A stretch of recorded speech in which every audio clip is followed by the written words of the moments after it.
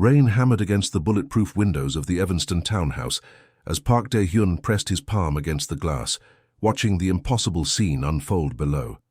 His security team had gone silent behind him, 12 men trained to eliminate threats, now frozen by something none of them understood. In his courtyard, barefoot on wet stone, Zaria Coleman spun through the downpour like she was claiming back pieces of her soul. Water traced her movements, clinging to her dark skin, her natural curls wild and free. She laughed, actually laughed, arms stretched toward the storm as if embracing every drop. "Sir," Vincent, his head of security, whispered urgently, "should we—" "No!" Dae-Hyun's voice cut through the tension like a blade. "Nobody moves."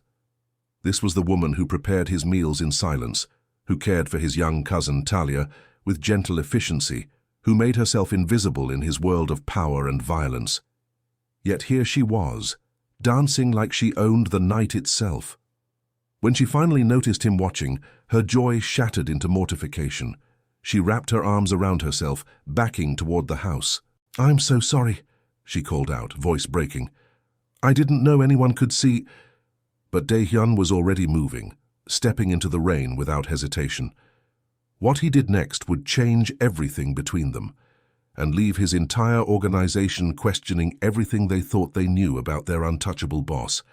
Welcome to Korean Mafia lovers. Tonight's story will show you what happens when a powerful man sees a woman's true self for the first time. Comment where you're watching from and subscribe to the channel. Your support helps us bring you these incredible love stories every week. 3 hours earlier, the Park family townhouse in Evanston hummed with its usual controlled efficiency. Dae-Hyun moved through the main floor like a shadow in an expensive suit, checking security feeds, reviewing reports from his legitimate businesses. At 35, he had spent the last 3 years methodically dismantling his family's criminal empire, replacing blood money with clean investments. The transition was almost complete. Almost. "Uncle Day," 7-year-old Talia burst through the living room, her school uniform slightly rumpled, backpack sliding off one shoulder. "Zaria taught me how to make paper cranes today, and she said we could hang them in my room like stars." Dae-Hyun caught his cousin as she launched herself at his legs, her enthusiasm a bright spot in his carefully ordered world. Since taking guardianship after his uncle's death, Talia had become his anchor to something beyond the empire, something worth protecting. "That sounds beautiful," he said, smoothing her dark hair. "Where is Zaria now?" "Kitchen. She's making that soup you like." Talia grinned. "She always makes extra when you look tired." Before Dae-Hyun could respond, Zaria appeared in the doorway, her presence as quiet as always. 29 years old with deep brown skin and intelligent eyes, she wore a simple navy dress and cream cardigan, her natural hair pulled into a neat bun. Everything about her radiated competence and care. "Talia, homework first," she said gently, then glanced at Dae-Hyun. "Dinner will be ready in an hour, Mr. Park." "Thank you." He studied her face, noting the slight shadows under her eyes, the way she held herself like she was trying to take up less space. "You've been working long hours lately. Take tomorrow off." Something flickered across her expression, surprise, maybe gratitude, but she simply nodded. "I'll make sure everything is prepared beforehand." "That's not necessary. The staff can handle—" "It's fine," she said quickly, already turning away. "I don't mind." Dae-Hyun watched her guide Talia toward the stairs, their quiet conversation fading as they climbed. In 6 months of employment, Zaria had never asked for anything, never complained, never stepped out of her carefully defined role. She was the perfect employee, invisible, efficient, forgettable. So why did he find himself noticing the way she hummed softly while cooking? The way she lit up when Talia laughed, the careful distance she maintained from everyone in his world. His phone buzzed. Vincent's name flashed on the screen. "Brooks is here," his security chief reported. "Conference room." Dae-Hyun straightened his tie and headed downstairs to the basement level, where his remaining business required attention. Marcus Brooks, his financial advisor, sat at the polished table surrounded by documents, the final pieces of his empire's transformation. "The Riverside development is clean," Brooks reported, sliding contracts across the table. All funding traced to legitimate sources. The gaming licenses came through for the casino project. By year's end, you'll be completely above board. And the soul connections. Severed. Your cousin Noor handled the final transfers. The old guard isn't happy, but they can't touch you now. Dae-Hyun signed the documents with practiced efficiency. Each signature was another step away from his father's legacy of violence, another move toward something resembling a normal life. There's one more thing, Brooks said carefully. Wesley Kim has been asking questions about your domestic arrangements. Meaning? The nanny. Some of the old crew think it's strange, you taking such personal interest in household staff. They're wondering if there's more to it. Dae-Hyun's pen stilled. My personal life isn't their concern. Of course not. I'm just saying, perception matters, especially now, when you're trying to establish legitimacy. The warning was clear. Any hint of impropriety, any suggestion that his judgment was compromised, could undermine everything he'd worked to build. Dae-Hyun had navigated worse threats, but this felt different, more personal. Noted, he said simply. An hour later, dinner was served in the main dining room. Korean-style short ribs with perfectly seasoned vegetables, the kind of meal that spoke of attention and care. Zaria served silently, refilling water glasses, ensuring Talia ate her vegetables. She moved like a ghost through his world, present but not really there. After Talia was tucked into bed, Dae-Hyun found himself restless. The house felt too quiet, too controlled. He loosened his tie and walked to the living room windows, watching rain begin to fall on the empty street. That's when he saw her. At first he thought his eyes were playing tricks, but no. There was Zaria, stepping out into the courtyard without shoes, her cardigan already darkening with moisture. She stood still for a moment, face turned toward the sky, and then she began to move. It wasn't performance, it wasn't for anyone. It was pure, unguarded expression, the kind of freedom Dae-Hyun had forgotten existed. She swayed and spun, her movements fluid and natural, like she was having a conversation with the storm itself. Behind him, his security team gathered, uncertain how to respond to this breach of protocol. But Dae-Hyun couldn't look away. For the first time in months, maybe years, he was seeing something real. Sir? Vincent's voice carried a note of confusion that Dae-Hyun had never heard before. Should we intervene? The question hung in the air as Zaria continued her dance, oblivious to the audience gathering behind the windows. Her movements were becoming bolder now, more confident, as if the rain was washing away layers of careful restraint. No, Dae-Hyun said quietly. Nobody moves. But he couldn't stay still himself. Something about the scene pulled at him, the pure joy on her face, the way she moved like she was finally, completely herself. In his world of calculated gestures and hidden meanings, her honesty was startling. When she finally noticed him through the glass, the transformation was instant and heartbreaking. Her arms dropped to her sides, her face crumpling with embarrassment as she hurried toward the house. Dae-Hyun was moving before he realized it, crossing the room and opening the door to step into the rain. Water immediately soaked through his expensive shirt, but he barely noticed. "I'm so sorry," Zaria was saying, her voice barely audible over the downpour. "I thought everyone was asleep. I didn't mean to." "You don't need to apologize," he said, keeping his voice gentle despite the authority that usually colored every word. "You weren't doing anything wrong." She looked up at him, rain streaming down her face, her carefully maintained composure completely shattered. "I was being unprofessional. I should have—" "You were being human." The words seemed to surprise them both. Zaria stared at him, searching his face for some sign that this was a test, a trap. But Dae-Hyun had never been more sincere. "I dance when I feel invisible," she said suddenly, the admission slipping out like she couldn't hold it back. "It's the only time I remember I exist." The honesty in her voice hit him harder than any business rival's threat ever had. Here was a woman who spent her days caring for others, making herself small and unobtrusive, and the only way she could reclaim herself was in stolen moments under the cover of rain.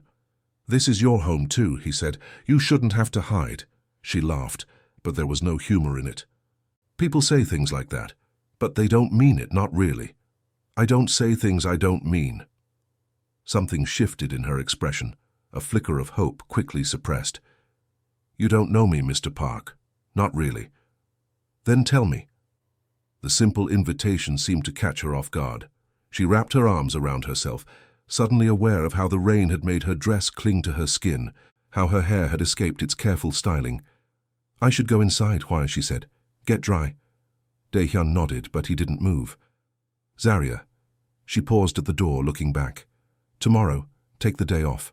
Really off. No meal prep, no cleaning. Just be." "I don't know how to do that anymore," she admitted quietly. "Then learn." That night, Dae-Hyun couldn't sleep. He found himself thinking about the way Zaria had moved in the rain, the freedom he'd glimpsed before she remembered who she was supposed to be. In his world, everyone wore masks, himself included.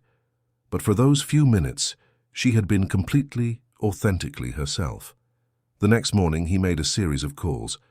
"I need additional household staff," he told his assistant. "Full-time cook, part-time cleaner, background checks, full benefits." "Is there a problem with current arrangements, sir?" "No. I'm expanding them." The second call was to his architect. "The sunroom on the second floor. I want it converted. Hardwood floors, mirrors, sound system, professional grade." "What type of space, sir?" "Dance studio." There was a pause. "Dance studio." "You heard correctly. I want it finished by the end of the week." The third call was the hardest. Wesley Kim answered on the first ring, his voice carrying the casual arrogance of someone who'd never quite accepted Dae-Hyun's authority. "Heard you're making some interesting personnel decisions," Wesley said without preamble. "My household arrangements aren't your concern." "Everything about your image is my concern. We're at a delicate stage, Dae-Hyun. The legitimate businesses are just taking hold. Any suggestion of impropriety? There is no impropriety. A young, attractive woman living in your house. People talk. Let them." Dae-Hyun's voice went cold. "But if I hear that talk has reached Zaria, if she feels uncomfortable in any way because of gossip, I'll hold you personally responsible." The threat was clear. Wesley's laugh was nervous. "Of course, I'm just looking out for your interests. Then focus on the business. Leave my personal life alone." When Zaria returned from her day off, which she'd spent at the library and a small cafe, she told Talia later, she found the house subtly transformed. A new cook, Mrs. Chen, was preparing dinner. A cleaning service had been arranged for twice weekly. "Mr. Park," Zaria found him in his office, surrounded by legitimate business documents. "I don't understand. Did I do something wrong?" "The opposite." He gestured to the chair across from his desk. "You've been working 7 days a week since you started. That's not sustainable." "I don't mind." "I do." He leaned back, studying her face. "When was the last time you did something just for yourself? Something that had nothing to do with taking care of others?" The question seemed to stump her. I don't remember." "That's a problem." "Mr. Park, I appreciate the thought, but I don't need—" "There's something else." He stood, moving to the window. "Follow me." He led her upstairs to the sunroom she'd passed countless times, but never entered. When he opened the door, she gasped. The space had been completely transformed. Polished hardwood floors gleamed under soft lighting. Mirrors lined one wall, reflecting the garden view from the windows. A state-of-the-art sound system was discreetly installed in the corners.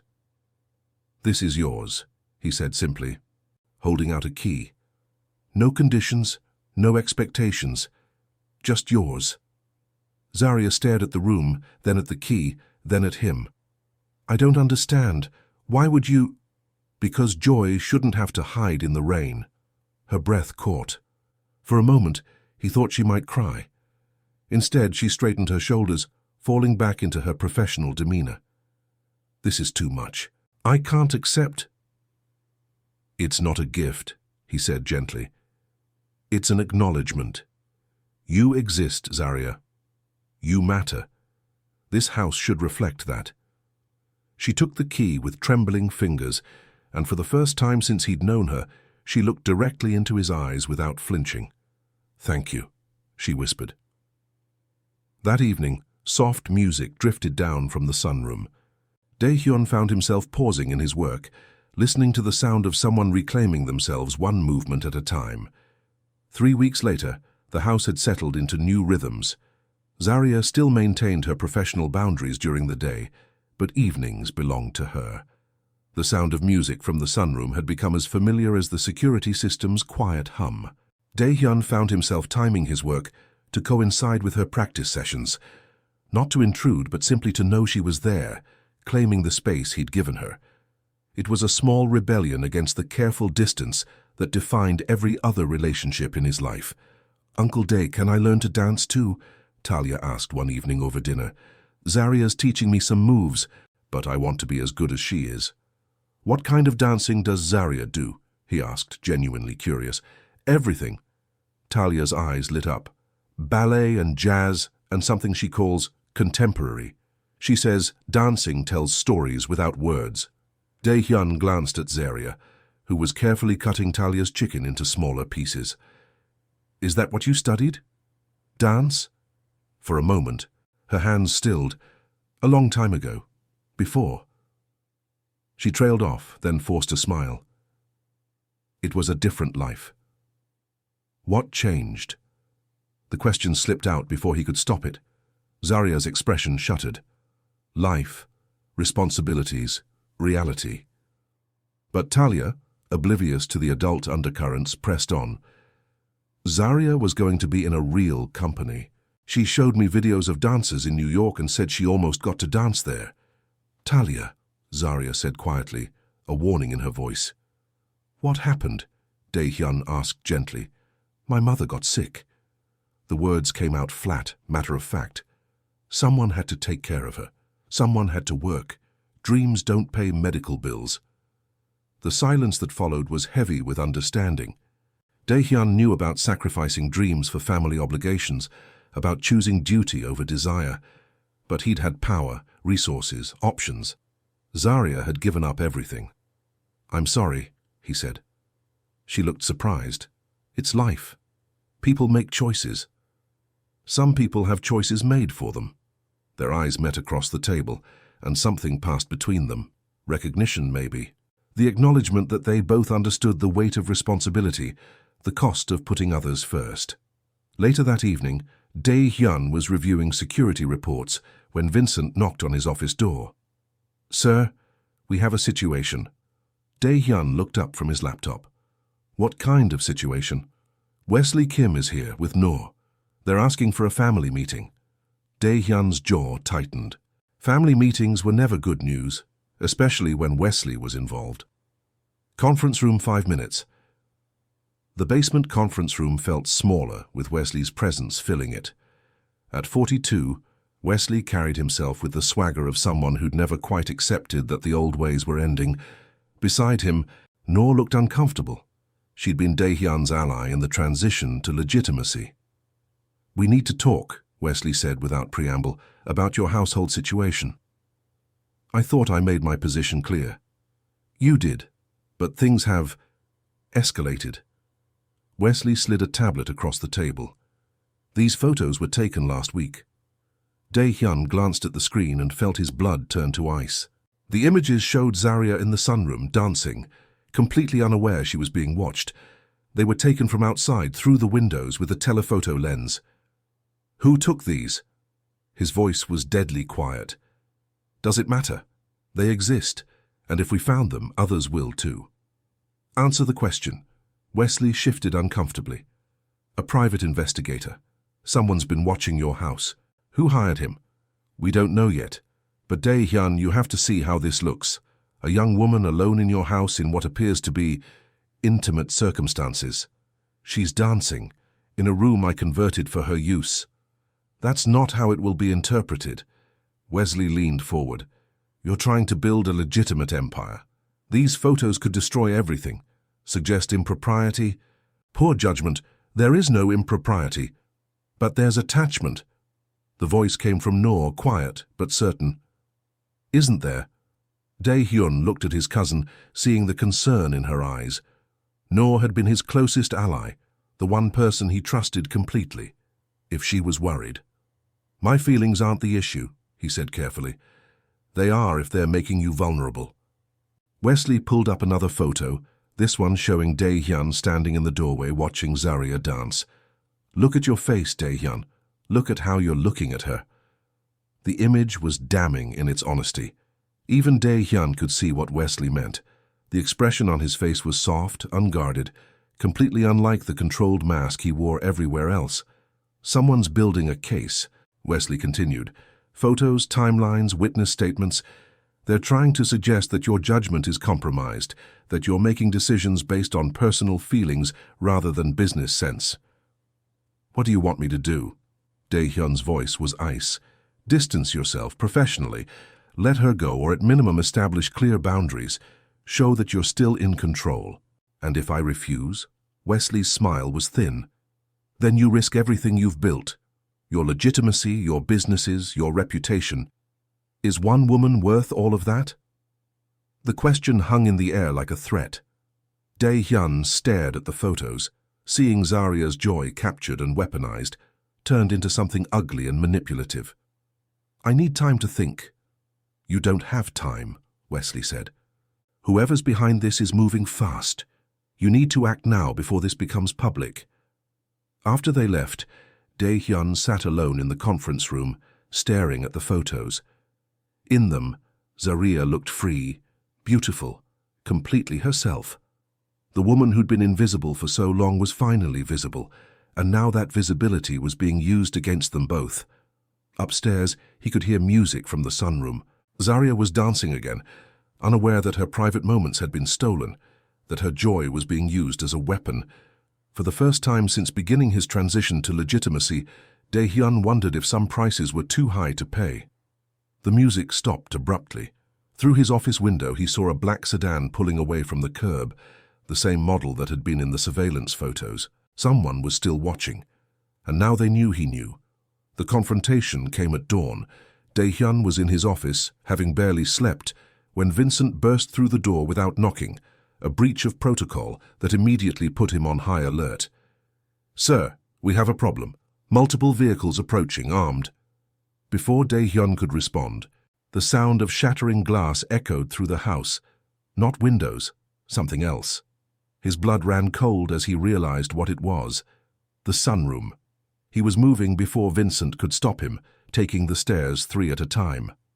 The door to Zaria's studio hung open, revealing a scene of deliberate destruction. Mirrors lay in glittering fragments across the floor. The sound system had been torn from the walls. Spray paint covered the windows in crude, threatening messages. But it was the photos scattered across the destroyed hardwood that made his hands clench into fists. Dozens of them, Zaria dancing, laughing, completely unaware she was being watched. Some were circled in red marker, others had crude words scrawled across them. "They were gone before we could respond," Vincent reported, slightly out of breath. "Professional job, in and out in under 3 minutes." Dae-Hyun knelt among the wreckage, picking up one of the photos. It showed Zaria mid-spin, her face radiant with joy. Someone had written whore across it in black marker. The rage that filled him was unlike anything he'd felt in years, not the cold calculation of business, but something primal and protective. "Sir?" Vincent's voice seemed to come from very far away. "What are your orders?" Before Dae-Hyun could answer, he heard footsteps in the hallway. Zaria appeared in the doorway, still in her pajamas, her face going white as she took in the destruction. "Oh my God," she whispered, her hand flying to her mouth. "What happened?" Dae-Hyun stood quickly, moving to block her view of the photos, but she'd already seen them. Her eyes went wide with horror and humiliation. Those are pictures of me." Her voice was barely audible. "Someone was watching me." "Zaria, how long?" She looked at him with something approaching accusation. "How long have they been watching?" "I don't know, we just found out yesterday." "Yesterday?" Her voice cracked. "You knew about this yesterday and didn't tell me? I was trying to protect you." "By lying to me?"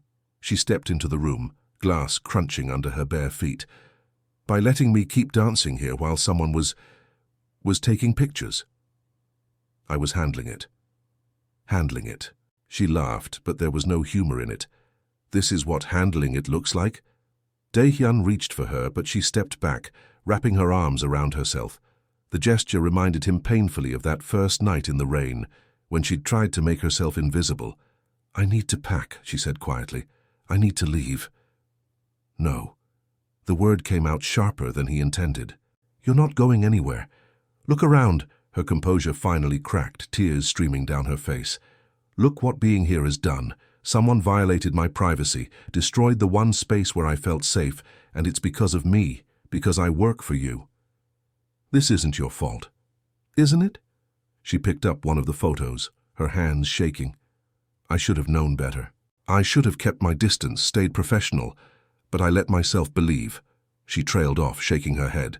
"Believe what? That I mattered, that I was more than just the help." Her laugh was bitter. "God, I'm so stupid." "You're not stupid, and you do matter." "To who?" She looked at him with eyes full of pain. "To you? Because if I mattered to you, you would have told me the truth. You would have let me make my own choices instead of deciding what I could and couldn't handle." The accusation hit home because it was true. He had made decisions for her, just like everyone else in her life. Despite his good intentions, he treated her like someone who needed protection rather than someone who deserved honesty. "You're right," he said quietly. "I should have told you. It doesn't matter now." She turned toward the door. "I'll be gone by tonight." "Where will you go?" "That's not your concern anymore." But it was his concern. The thought of Zaria leaving, of her disappearing back into invisibility because of his world's violence, was unbearable. "Stay," he said. "Please, let me fix this." "You can't fix this." She gestured at the destroyed room. "You can't fix what this represents. I'm a black woman who works for a Korean crime boss. People will always see that as something dirty, something wrong, and maybe they're right." "They're not right, aren't they?" She faced him fully, her eyes blazing with hurt and anger. "What is this, Dae-Hyun? What are we? Because I let myself think there was something real here. But you have a whole life, a whole world that I'm not part of, and I'm just the nanny who got ideas above her station. That's not what this is. Then what is it? Tell me what this is, because I don't know anymore." The question hung between them, demanding an answer he wasn't sure he could give. Not because he didn't know. He'd known for weeks, maybe since that first night in the rain. But saying it out loud would change everything, would make them both targets in ways that went beyond surveillance photos and broken glass. Before he could find the words, his phone rang. Wesley's name flashed on the screen. "Don't answer it," Zaria said quietly, but he already had. "Turn on the news," Wesley said without preamble. "Channel 7, now." Dae-Hyun grabbed the remote from the destroyed sound system, turning on the small TV that had somehow survived the attack. The morning news filled the screen, and his blood turned to ice. Alleged connections between local businessman Park Dae-Hyun and organized crime activities. Sources close to the investigation suggest that Mr. Park's recent lifestyle choices may indicate compromised judgment. The photos appeared on screen, not the intimate ones from the sunroom, but carefully selected images that told a story. Dae-Hyun and Zaria in the garden, him watching her through the window, her entering and leaving the house at various times, and the woman in question, identified as Zaria Coleman, has been employed as a live-in nanny, but sources suggest her role may extend beyond childcare. Zaria made a sound like she'd been punched. On screen, her face appeared, a photo taken without her knowledge, probably from the same surveillance operation. The news anchor's voice continued, clinical and devastating, raising questions about Mr. Park's fitness to operate legitimate businesses in the Chicago area. Federal investigators are reportedly reviewing his recent activities. Dae-Hyun turned off the TV, but the damage was done. Zaria stood frozen, her face gray with shock. "They're destroying both of us," she whispered. "And for what? Because I danced? Because you were kind to me? This isn't over." "Yes, it is." She looked at him with something like pity. "It's over, Dae-Hyun. Whatever this was, whatever it might have been, it's over." She walked out of the destroyed room, leaving him standing among the wreckage of the space he'd created for her joy. Through the broken windows, he could see news vans pulling up to the curb. The war for his legitimacy had begun. And the first casualty was the woman he'd realized he couldn't live without. The siege lasted 3 days. News vans lined the street like vultures. Reporters shouted questions whenever anyone entered or left the house. Federal agents arrived with warrants, searching through files that Dae-Hyun knew were clean, but understanding the message. His transition to legitimacy was under attack.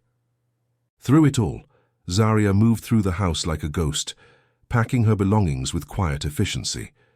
She avoided the main windows, kept Talia away from the news coverage, maintained her professional demeanor even as her world crumbled around her.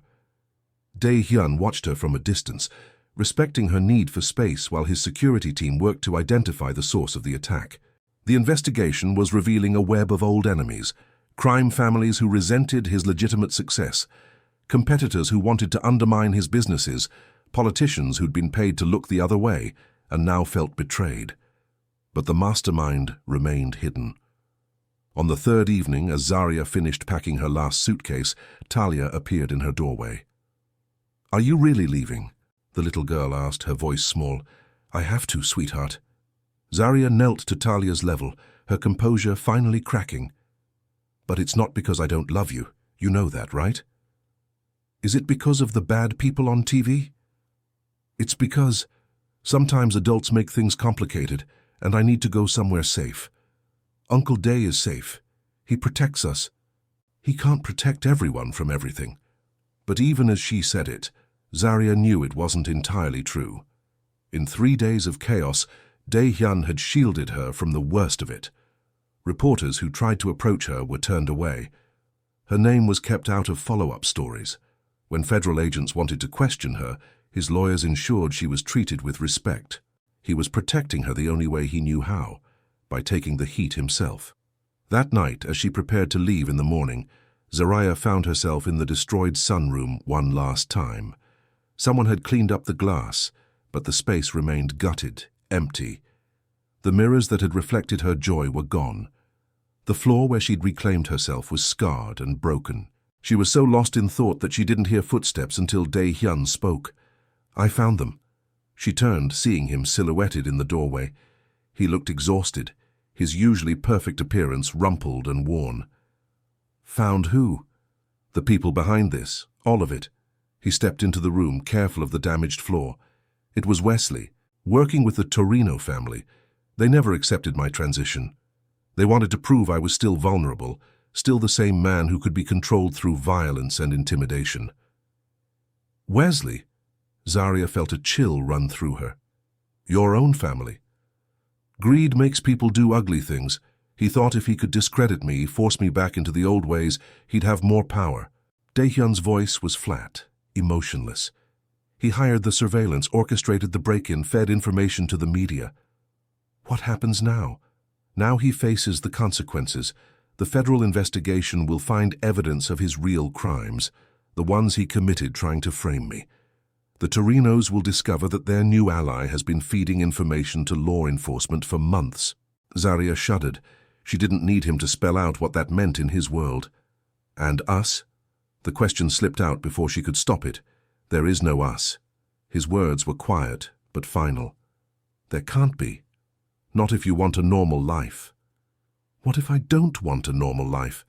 The question surprised them both. Dae-Hyun looked at her sharply, searching her face. "For you don't know what you're saying, don't I?" She stepped closer, her heart pounding.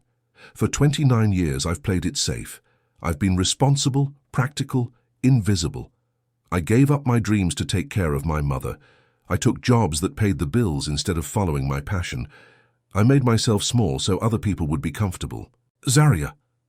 And then you saw me dancing in the rain. You saw me, Dae-Hyun, not the nanny, not the help, not the woman who's supposed to fade into the background. You saw me." Her voice broke. "Do you know how long it's been since someone saw me? This world will destroy you. This world already tried to destroy me.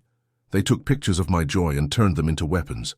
They called me names, questioned my integrity, made me feel ashamed of the first happiness I'd felt in years." She took another step closer. "But I'm still here. I'm still standing. You're leaving tomorrow. Because you're letting me go. Because you've decided what's best for me, just like everyone else in my life." Her eyes blazed with sudden anger. I'm tired of other people making my choices. I'm tired of being protected from my own life.